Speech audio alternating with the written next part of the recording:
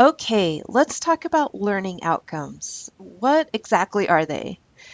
Learning outcomes answer the question, what do you expect your students to know, to do, to demonstrate, or to produce as a result of taking your course? In other words, what will be the outcomes of taking your course? You may have also heard of learning objectives. They are very similar, except that outcomes are what is to be accomplished by the end of a course or program. Objectives are specific to a given lesson to be accomplished by the end of a particular class.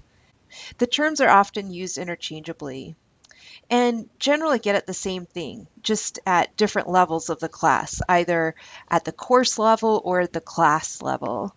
We'll talk about some minor differences of learning objectives in another lesson. Here, we are going to focus on learning outcomes for a whole course. I also want to point out that learning outcomes don't always have to be specific to the content of a given course.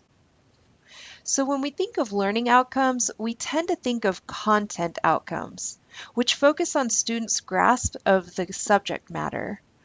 But we can also have content neutral outcomes that relate to things like cognitive skills, interpersonal skills, or other things that are independent of the course content. So let's take a look at an example of each. An example of a content outcome would be something like, by the end of this course, you will be prepared to design and deliver cohesive, coherent course instruction. And an example of a content neutral outcome could be something like, by the end of this course, you will have learned to work collaboratively with peers. This is an outcome that could be applied to any course despite the subject matter. Courses tend to rely most heavily on content outcomes, of course, but there may be some other content neutral outcomes that are important for a given field of study, or perhaps your course fulfills a general education requirement that isn't necessarily specific to the content of your course. So next I would like to go through 6 suggestions for developing effective learning outcomes for your course. So number 1, when writing your learning outcomes, favor second person over third person. So instead of saying, by the end of this course, the students will, say, by the end of this course, you will be able to do blah, blah, blah. So why do you think that second person is more effective? Think about that for a moment. How does it feel when, say, in a syllabus for a course you're taking, an instructor writes, students will learn their ABCs and 1, 2, 3s, and students will be given a grade based on the instructor's evaluation of their performance? To me, that just feels impersonal, as if there's a predefined role to be filled by the student, who will be one of many. And as a student, I need to make sure I fit in that well-defined role. It also feels very passive, like the class is going to happen to me. However, when I read something like, you will learn your ABCs and 1, 2, 3s, and you will be given a grade based on my evaluation of your performance, it just feels more interactive, like I'm going to be seen and heard by the instructor, and that I'm an active agent in what I will get out of the class. So aim to use that second person frame of reference. Okay, number 2. When formulating and writing up your learning outcomes, describe learning that will result from an activity. Don't just describe the activity itself.